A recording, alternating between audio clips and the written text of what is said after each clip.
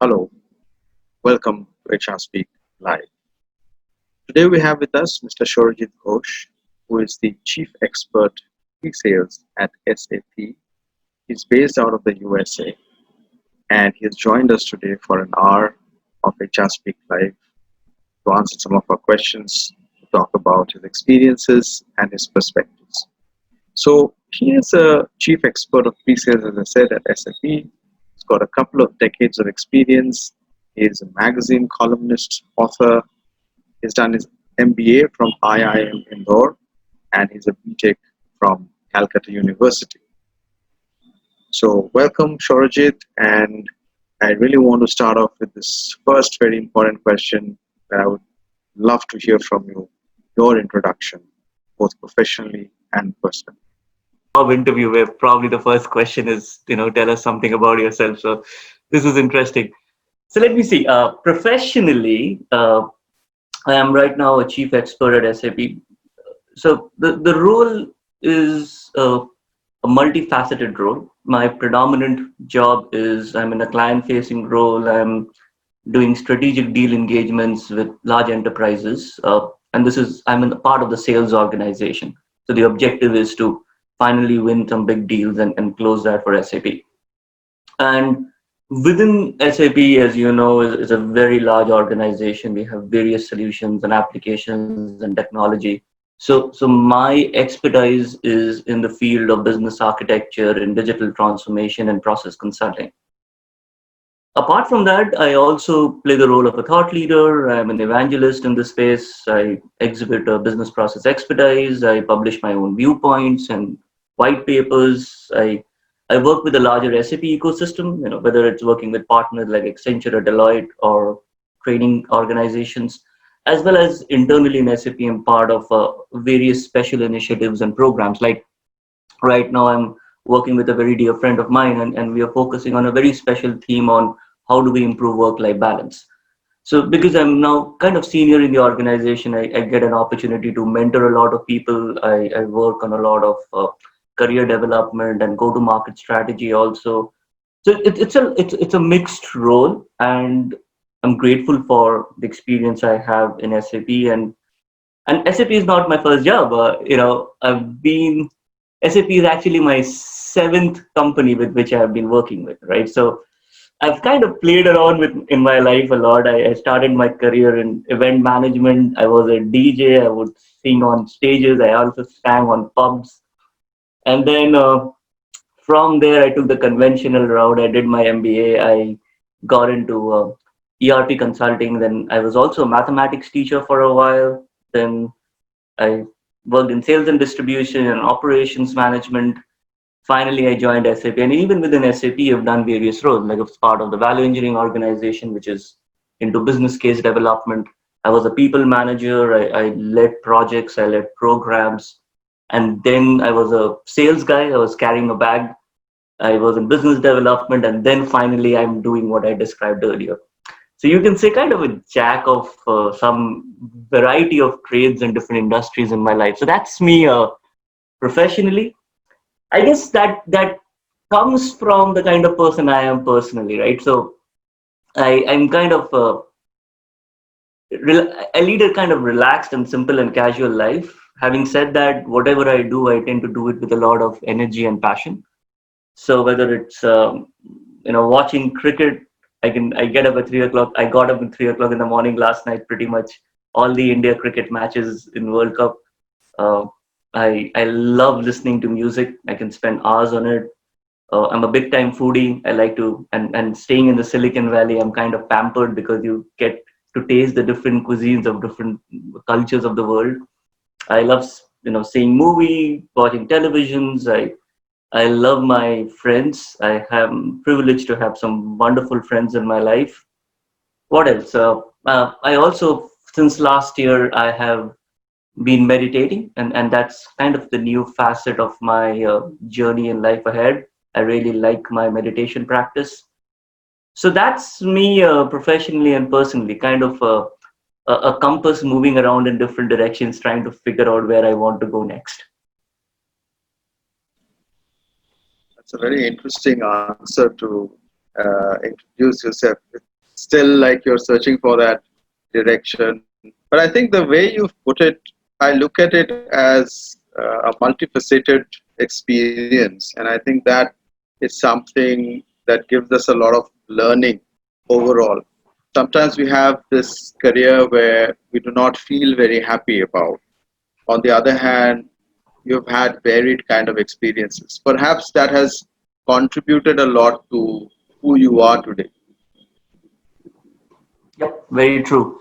I think we are a function of our experiences, and then those experiences come as an aspect of conditions which you cannot control yourself. Like you might have a situation where you are forced to re-innovate and reinvent yourself because of economic crisis or changes in the organization, or but sometimes it comes from within you too, which is you would want to do certain things in life.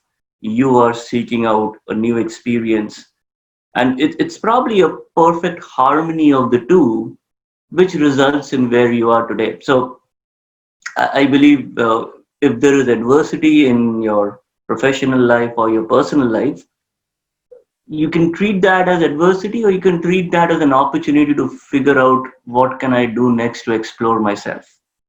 And that has kind of helped me. So in other words, although I have done various jobs in my life, it's never been I hated a job and I wanted to move out of it and I wanted to do something else.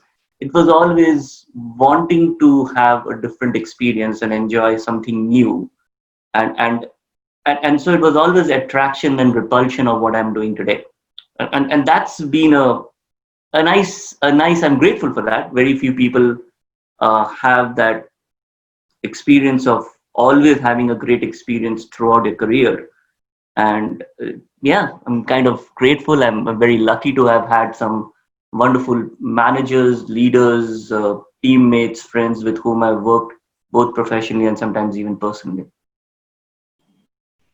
All right, great. So let me move on to a question that is related to the kind of work that you do, the kind of profile that you hold. So I thought this would be something I could start with.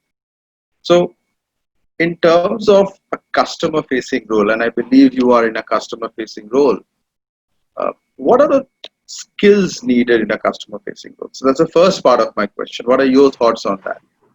And second is, and since we are primarily in our audience, we have people from a background of human resources. We also have students who are studying HR. So therefore, the second part of my question is, do you consider human resources as a customer facing role? So two parts to my question. And let's see what your thoughts are. So the first part is relatively easy, right? So my thoughts on a customer facing role. Let's see. So obviously it's kept evolving, right? With time, with even culture. So I started my career in India.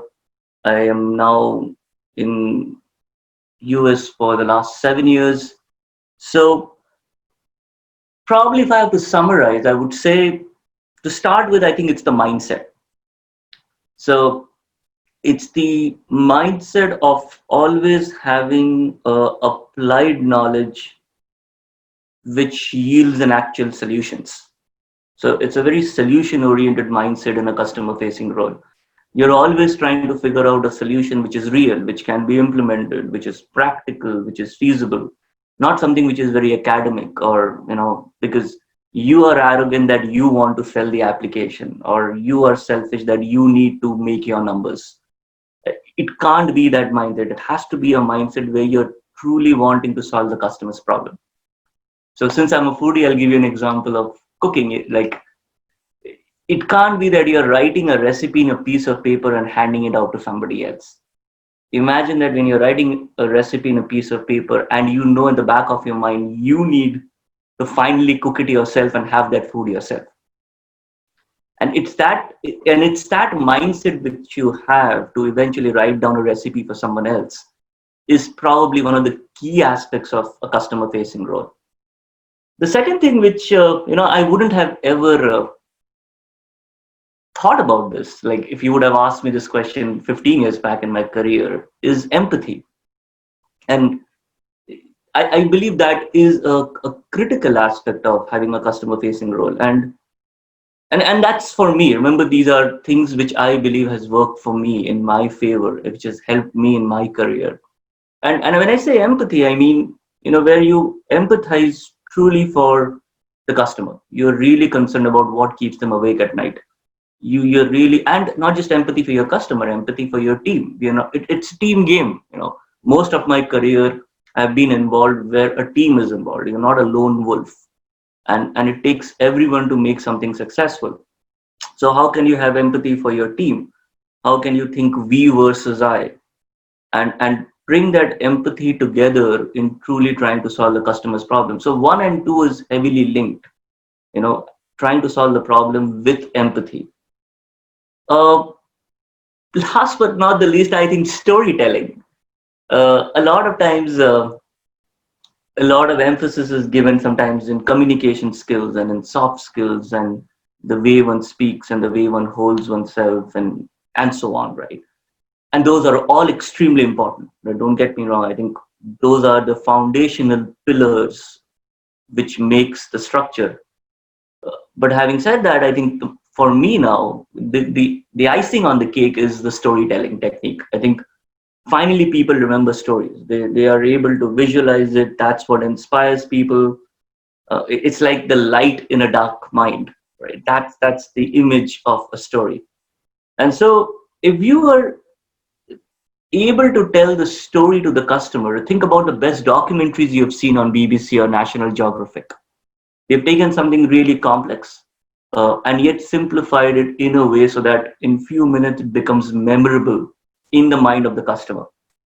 So the ability to tell stories, which is connected to the real world, and the only way you can do that actually is not when you're a good storyteller. You can only do that when the solution is very clear inside your own mind. If it's very clear and like let's say you have lived this story in your mind, it's very easy. It comes out very naturally in that form of communication. So yeah, probably just to summarize, I think I'm looking at customer facing skills which are related to a mindset of applied knowledge where you're using that with empathy and you're communicating that in the form of as if you're telling a story. So do I consider human resources as a customer facing role? That's a tough one.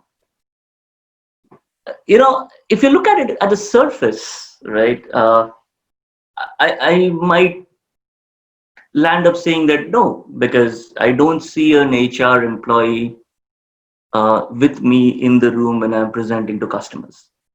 Neither they are a part of the entire deal negotiation, deal signing process, and so on, right? But that I believe is a very a myopic view to look at this whole. And sometimes I call it the supply chain of value in the organization. So think about it like a tree, right? Like if the end experience is having a fruit from the tree, which is being a customer facing role, a fruit, the branches is not contributing only for that fruit to persist. So I'm probably the last leg along with the sales guy. And in my previous roles, when I was probably in other kinds of entrepreneurship roles, yes, the revenue generating role tends to get a little bit of more glamour and you feel more empowered and you feel as if you're doing a lot. Yes, you're doing a lot, and I'm very proud of my role. Having said that, my role would be non-existent if there was no HR, if there was no human resource practice, whether it's recruitment, succession planning, time management, leadership and management practices, work-life balance, learning management systems. All of these are the various other aspects of the tree. And the whole tree finally stands on the root of an organization culture. So if I look at a holistic and a strategic view of value for the organization, I would say human resource plays an extremely critical role in that entire supply chain of that. So yeah, it's not a one-to-one correlation, but they definitely create a foundation. And I've seen that. I've seen working with an organization or a team where there is a lot of wonderful culture which makes us successful as in a customer facing role. And I believe that there is a high correlation between a net promoter score for customers as well as net promoter scores for employee. Both the customer and the employee experience finally comes together. All right, good. Before I move into the next question, since you gave the analogy of a tree and maybe sales being the branch where the fruit finally develops, so where do you put human resources in that? Maybe it's a funny question, but just wanted to understand. Now, I would say How do you it's the look at trunk. it? Yeah, I would say it's the trunk, right? Because think about it, right? Each branch of the organization, whether it's legal, whether it's manufacturing, are are, are offshoots, right? But human resource or shared services, right? So let's call it human. It's not just human resource. It's human resource. It's probably your payroll and finance, right? The IT organization, all of them create that trunk on which the foundation on which all the various branches exist. And we sometimes we take them for granted. We take HR for granted, saying, I'm not really experiencing HR in my everyday life. I'm not really meeting an HR employee in my everyday life. Actually, that's great news because that means they are doing a great job because they're creating systems and processes and culture and environment and infrastructure for the fruit to exist by itself. It's connected to finally the photosynthesis nutrients of the tree. The fruit doesn't can be where it is, and yet it's being fed by the whole system through that common centralized culture. So yeah, I think it's a foundation. If you don't have a very strong HR culture, and you will see that, right? If you look at the Fortune Best Places to Work kind of service, right? SAP being one of the best companies in the world to work for, and not just SAP. If you look at that chart of best places to work for, you will see there is a strong correlation between those companies and their market share when it comes to revenue, which means there is a strong correlation between if you have good HR practices and a best places to work for, those companies tend to grow in the market when it comes to the revenue too. So data actually backs this. All right, good. Thank you. So let's look at thought leadership. And I was actually reading your LinkedIn profile and um, really impressed. And I think the LinkedIn profile was also shared with all our NHRDN members to have a look at. That's what we generally do before we have the session, so everyone can have a look and know the guest before they see and hear the guest. So one of the things I noticed was thought leadership, and therefore I have this question for you. So how important is thought leadership in the present situation that we're in? So you can understand, I mean, all over the world in terms of the lockdown situations that we've faced. I'm sure if you read the news, you've got to know what's happening in India.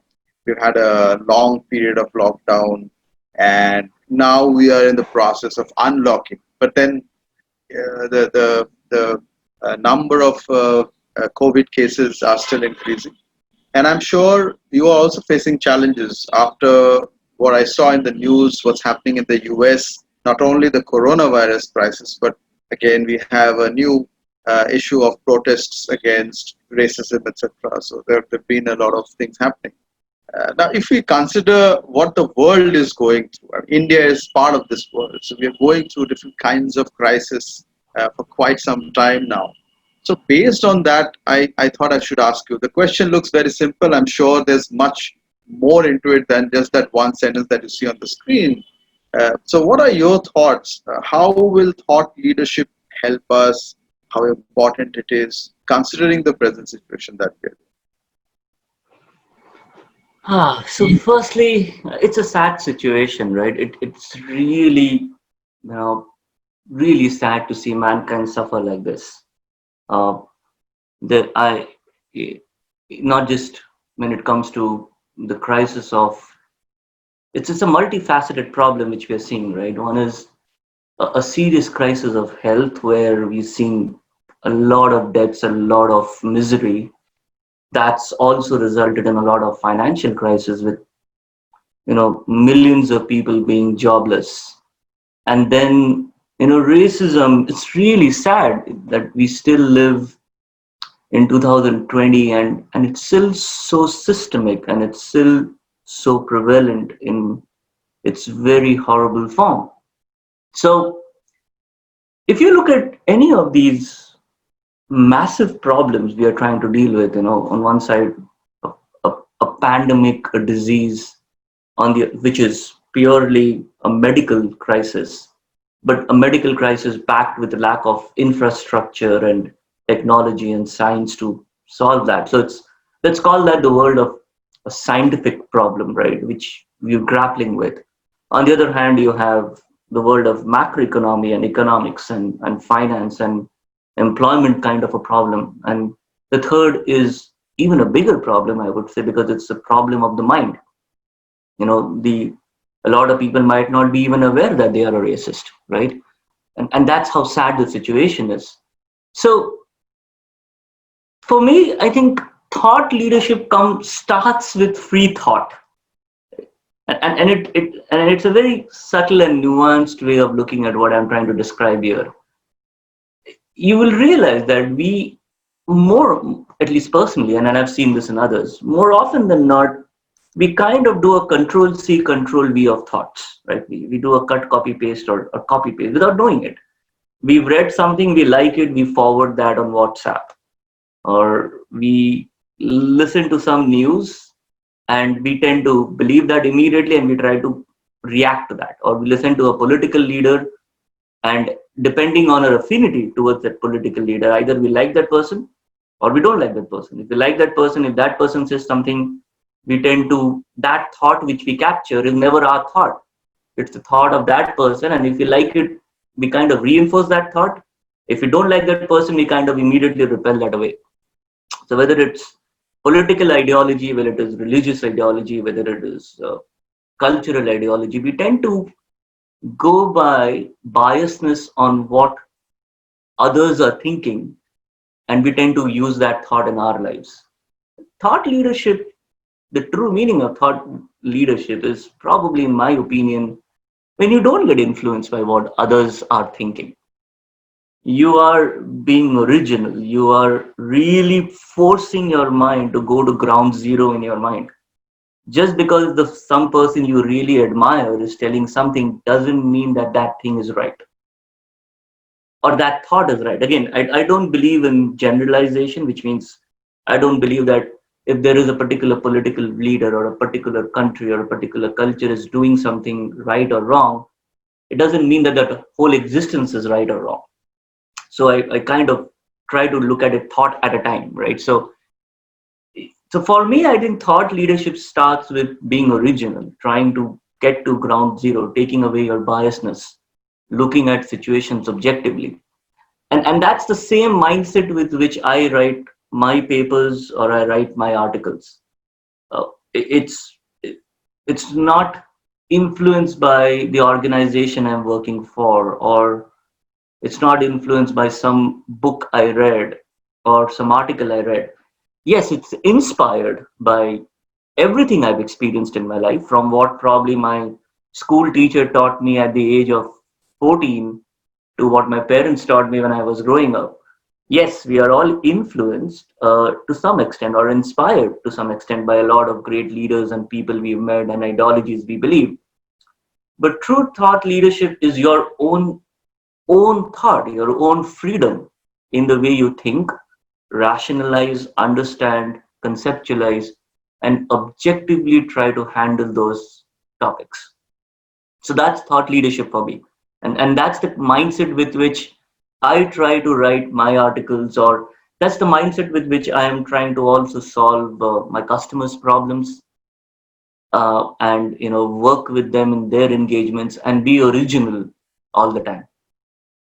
It's tough. It's tough. It's tough to remain neutrally objective uh, in most occasions, but you can say that's an endeavor or that's a work in progress for me. Right. What I get from what you said, and I'm just trying to relate to one of those points that I found very interesting, is when you said that you could follow a person. However, it doesn't mean that I need to blindly accept every thought that that person might have. It's possible that a person might have uh, different thoughts. You may accept or you may align to some of them, or you may not align to some of them, and that is a possibility.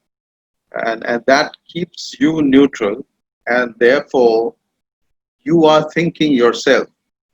Um, does it also mean that thought leadership, it's not only for leaders, right? Thought leadership can be, I mean, leaders as in designated leaders. Thought leadership is for everyone. We can all be thought leaders. Is that something that we can accept? Oh yeah, I think long time back, I still remember when I was preparing for group discussions for the IIM interviews, and one of my mentors in my life was, giving us some tips and best practices. And I still remember, this is what, probably 2002 or three, right? So many years back. And I still remember that one liner which he told me. He said, uh, there are two kinds of leaders. One is leaders in a group discussion who will try to impose themselves on other people, right? And he gave the example that, in life you will see people who are leaders with titles. Somebody is a vice president somewhere, and somebody is a CEO somewhere, and somebody is a manager with the title behind them, right? So you will have title based leaders. And then he also said that there will be leaders who will emerge in crisis. There will be always a vacuum in leadership, and it is not the title leaders, the leaders with that formal title, who will emerge as leaders. It will be someone else probably. And he said that's the opportunity. The opportunity is for someone and everyone, by that logic, to emerge as a leader with their own original thought. And and and that is critical, because once you stop identifying yourself with the thoughts of others, and once you stop identifying yourself with your own thoughts, because remember, and probably 99% of our thoughts are all, as I said, a control C, control V of somebody else's thoughts. So once you stop identifying yourself with those thoughts and you start trying to think objectively and neutrally, you'll end up coming up with original thoughts which will emerge as a leadership. So I would put it like this: don't try to be the leader, let that content be the leader. And I'm kind of differentiating myself from the content which I'm creating. If and content is not articles, right? Content is what you do in your work, or the words you say, or the ideas you bring to the table. Let that be the leader. And over a period of time, unknowingly I've done this, or knowingly, because I've got this advice way back in my life, and I'm very thankful for that. But in terms of crisis, or when there has been a vacuum, I have let my content, my ideas, my work help the team or help the organization come out of that situation.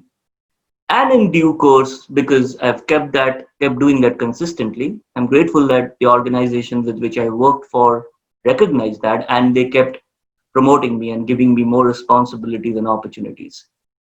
But yeah, you're right. I think you're absolutely right. Everybody can be a leader, but it's a very different kind of a leadership I'm describing here. It's not a title based leadership, it's a leadership which is geared towards truly solving the crisis. Right. Okay. Thank you for talking about thought leadership. I think that's something that a lot of people are trying to understand. I do see that there are many people who would advertise themselves as thought leaders. I think it's not the title or the advertisement that matters. It is what you actually think and what you actually do that really matters. So I would move on to the aspect of entrepreneurship. You mentioned somewhere before, as we were discussing, that about entrepreneurship, And of course, I'm looking at this question like, are all of us entrepreneurs? So this is something that is a thought that I have in my mind right now. So the question is related to that: should all of us have an entrepreneurial mindset, and why? Irrespective of what profession we are in, irrespective of what role we are playing, is that what it is? Are we all entrepreneurs? So let's, it's a tough question because uh, I, again, as I said, I don't like to generalize, so I can't speak on behalf of everyone. So let me share my own experience, right? Uh, I started my career with entrepreneurship, and I never even probably knew the meaning of entrepreneurship back then, right? Like, me and my friend, we started anchoring Antakshari, and that led to one thing led to the other, and we were enjoying it, and we were having great fun, and that eventually became an event management company. We did pretty well back then. We handled clients like Citibank and NIIT and Coca-Cola, and we did a lot of shows, and that's how I started my career. We did below the trade line promotion management. We did shows, events, and so on. And that streak of trying to take the board into uncharted territories and exploring yourself and having fun and taking the risk and doing something which you have not done just because you really want to enjoy that experience. That experience of having, you can say, the DNA of being an entrepreneur has always helped me in my career. Always, in whatever roles I've done. Like, it could be something as mundane as getting into a. I remember when I was working for Time, and this is Time in India, which is into career coaching and MBA coaching and so on.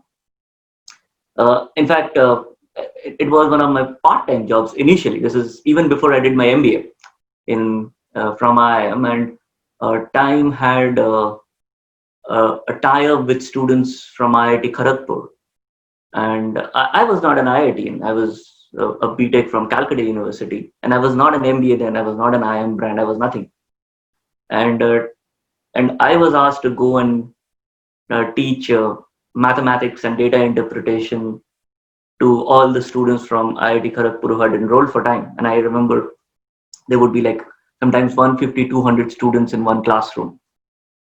And I enjoyed it. It was risky. Generally, you give that responsibility to a very senior faculty. I was just 22 years of age then, and with no big IIM brand behind my name. I just knew my job very well. I knew mathematics very well. That's why Time, trusted me with that kind of a role.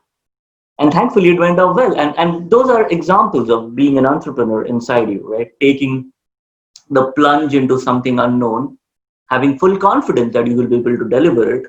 And that confidence is not blind confidence. That confidence actually is a function of your skills, your self knowledge, your experience of what you have. And that mindset has helped me even today, right? Like, SAP is a very fast growing company. We come up with new solutions, new applications, new business process, new technology pretty much every month.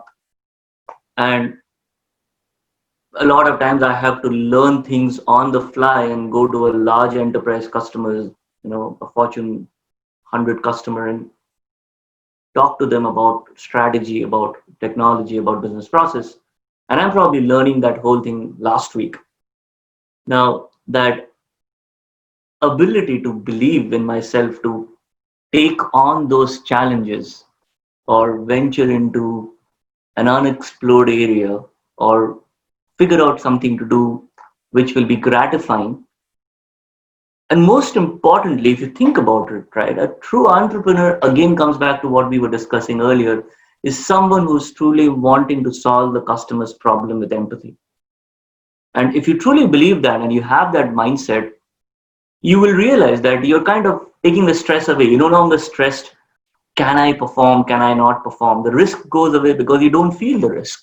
You believe that you are in there doing service, you're in there really trying to help somebody, your team member or the organization or the customer, with that kind of an entrepreneurial mindset. Now, that was me in my journey, because I've had you know, the fortune of being an entrepreneur very early on in my life. But not just that, if I look at it in a very different way, if I, let's flip the coin, I like to, because I love cricket.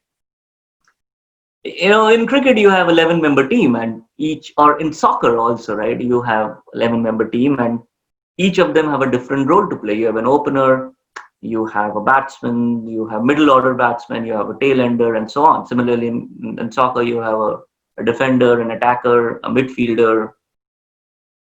And think about our individual self as a team of all our skills we have, right?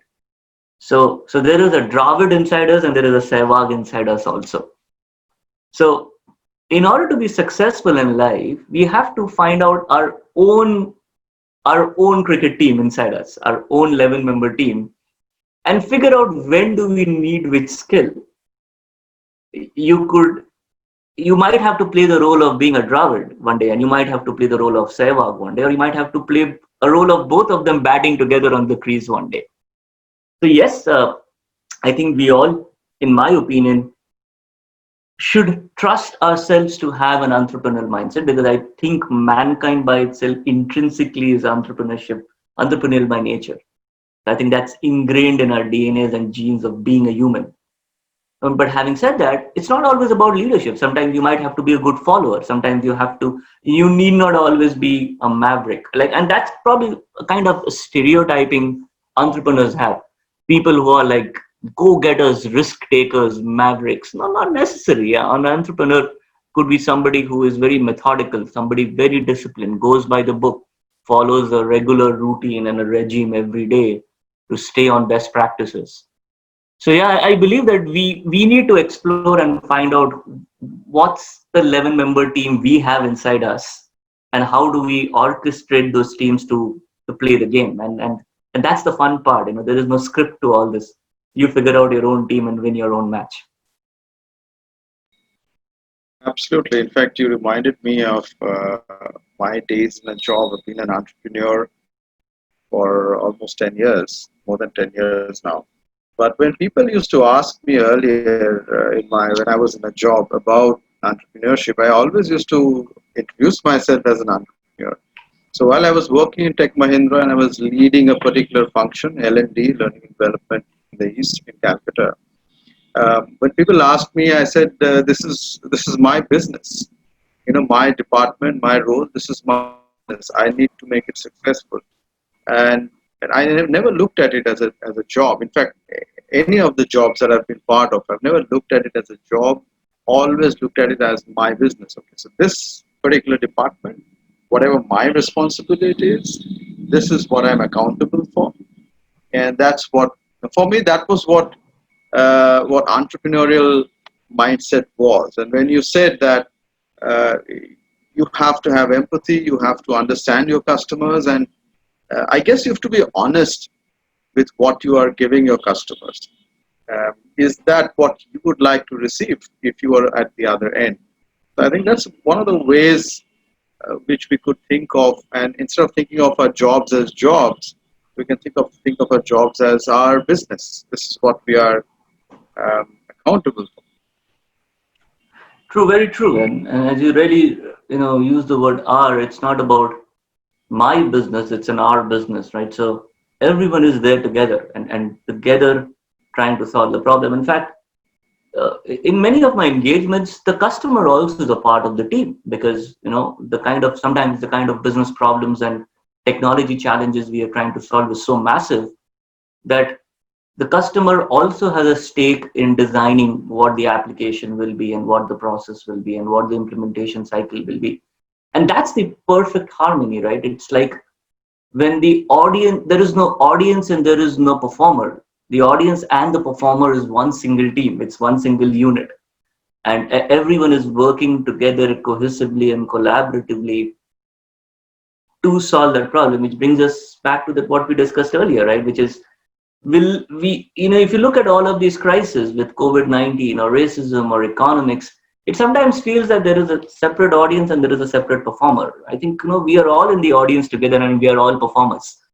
And it has to be a collective action of everyone together with equal stake and equal responsibility and equal ownership. And if each one of us becomes an entrepreneur and a thought leader in this space, and yet work cohesively and collectively, we definitely can solve massive problems which is there in the world today.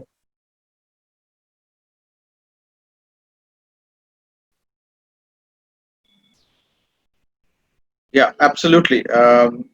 So let me now move on to something a little bit out of work, and we've been discussing about your thoughts related to work primarily. So, what about your hobbies? What about your interests? What do you do when you're not working? You did say part of it when you were introducing yourself, but then let's hear it a little bit more about what you do and why is it important. I think that's one thing I would really like to know from you. Why is it important as well for you to be doing something when you're not working, and how does that affect you overall holistically? So what am I doing when I'm not working? I would put it like this, right? My overall philosophy is to have a nice time in life, whether it's when I'm professionally working or outside office hours. It's just having a nice time. And for that, one has to be very present in the moment when you're doing and spending that time. So, as I said earlier, I have a variety of, you can say, interests, whether it's, so when I'm listening to, let's say, every night before I go to sleep, I listen to stand up comedy, for example, right? It's been a routine for many years now in my life. Every morning when I wake up, these days I'm meditating and I'm reading a spiritual book. When I go out for walks, I listen to Bollywood music.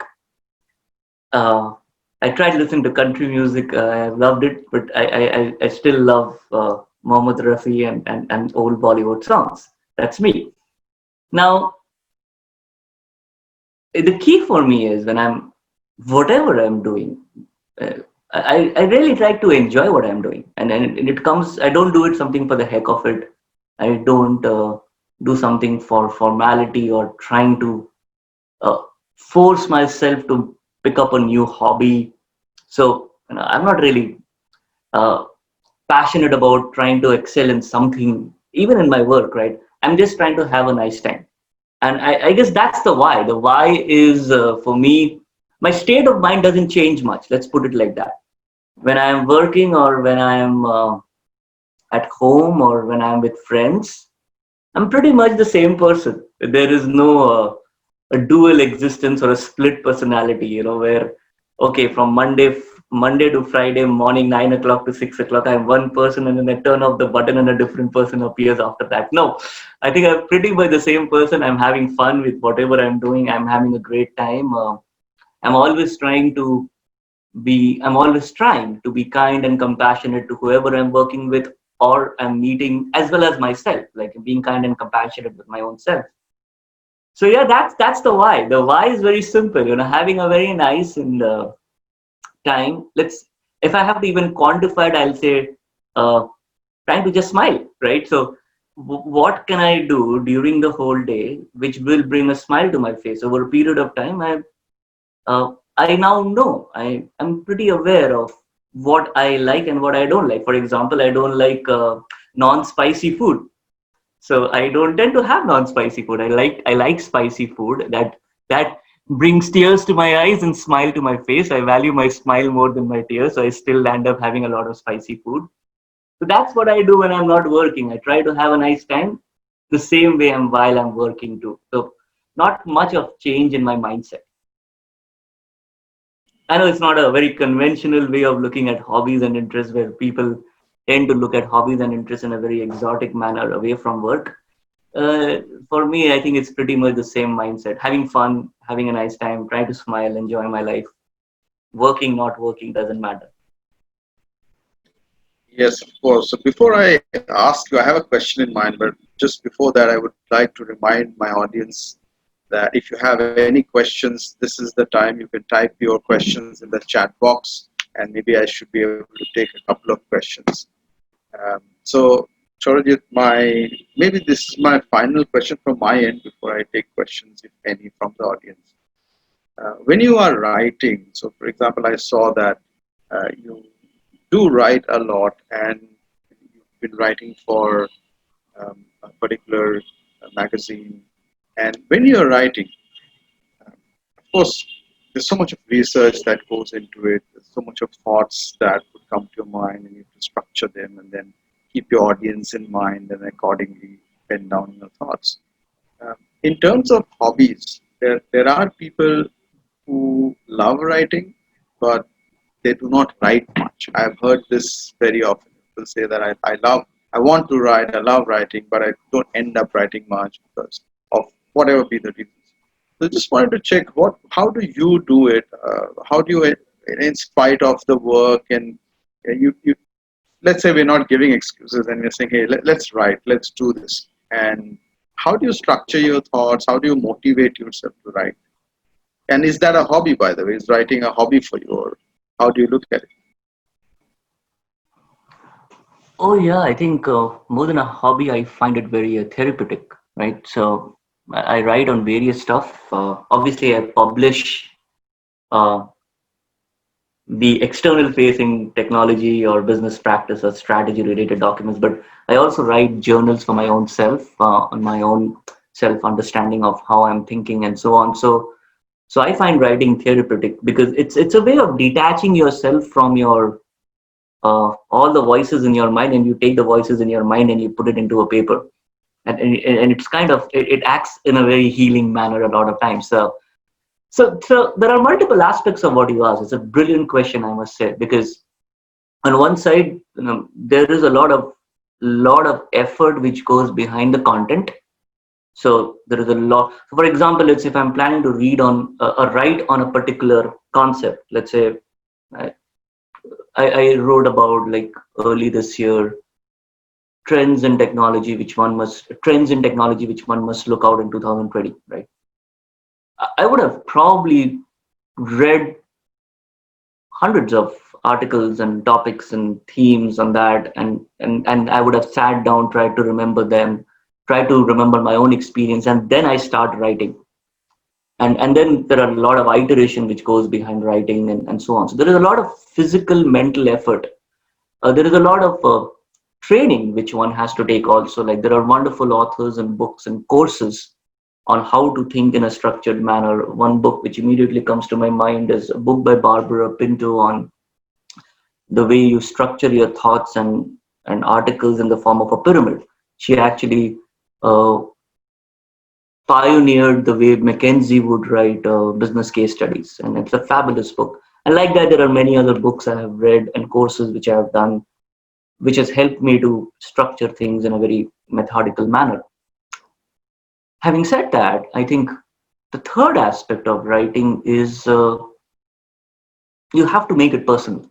You have to, uh, like any skill, you or any hobby or any interest, you have to really enjoy what you're doing. You can't think about whether people will read your article or not. You cannot think about initially, you know those fine tuning happens later when you write an article. Then you start detaching yourself and thinking about it from the eyes of the reader, right? And you figure out, oh, this sentence is a bit too long, I need to break it up into two sentences, or it's getting very monotonous, I need to put in more bullets. So there are a lot of technical aspects of writing and structuring your thoughts, but you do that at the end. It can't be the origin has to be your own feelings, your own thoughts, your own expressions in the way you want to solve.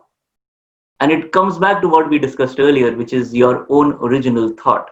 Right? So if there is thought, because I consider even a poet to be a thought leader, somebody who is writing poetry, right? You're taking something really complex. Imagine John Milton's On His Blindness, right? In 14 lines, he describes the entire, in the first I think 6 lines in a classical sonnet, he describes a problem of suffering, and in the last 8 lines, he explains the solution to that suffering. Uh, and so you can consider even a John Milton or a Shakespeare or a Tagore to be a thought leader, right? By just writing one poetry. You don't need to write 1 million poetries to be a thought leader. So you're right. I think writing is something which these days is not just, and remember, writing is just one form. These days, there are so many different ways of expressing yourself, podcast being the other. I'm seeing that's the upcoming trend. Also, a lot of people have started hosting and running their own podcasts, and it's just a different form of expression, right? Where you're communicating not through written words, you're communicating through your spoken words. Painting, that could also be a form of expressing yourself. So the key is, as I said, one is the content, one is the technical effort which you put behind learning and harnessing that skill. But the most important thing is the expression of your true self. That, and writing for me is a way of doing that. Right. All right. Good. So we do not have too much time left. Just a couple of minutes. I do have a question which I would like to take. This comes from Ganesh, and he's asking, "What was your big setback in life?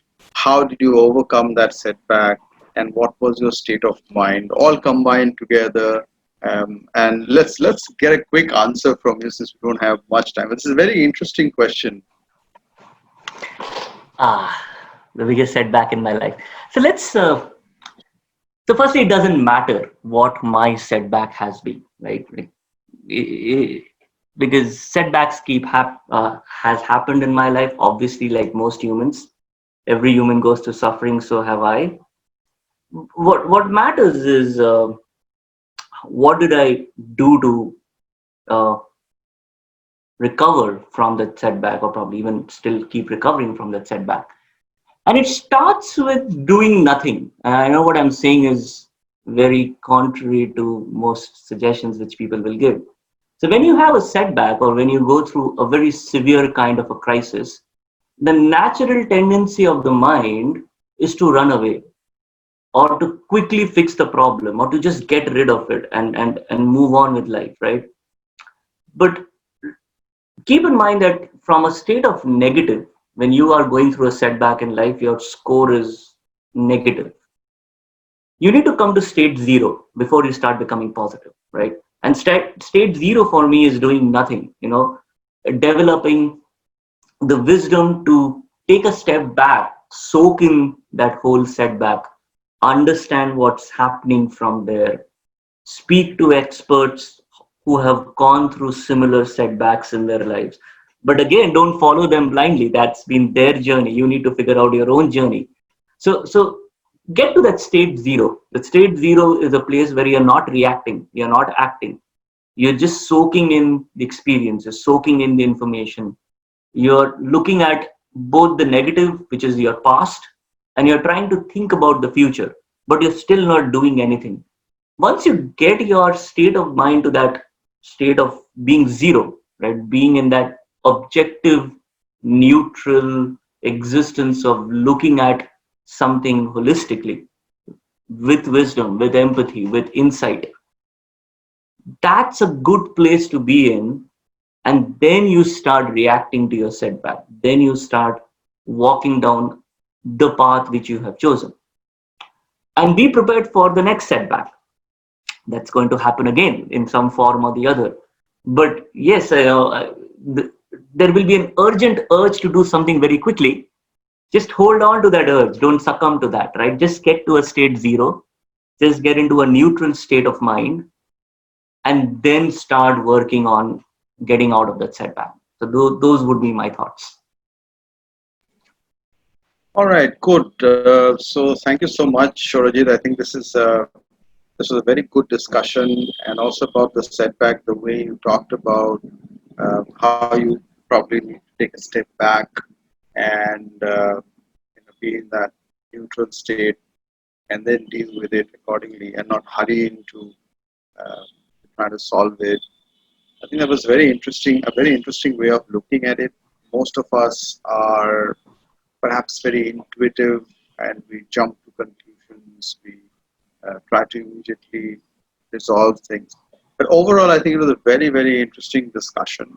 So, Shorijit, thanks so much for joining us. Thank you for sharing your experiences, your ideas, your perspectives. It was a wonderful discussion. Yeah, my pleasure, and have a great weekend, everyone. It was my pleasure to be here. Thank you. All right. Thank you so much. Thank you. Bye, everyone.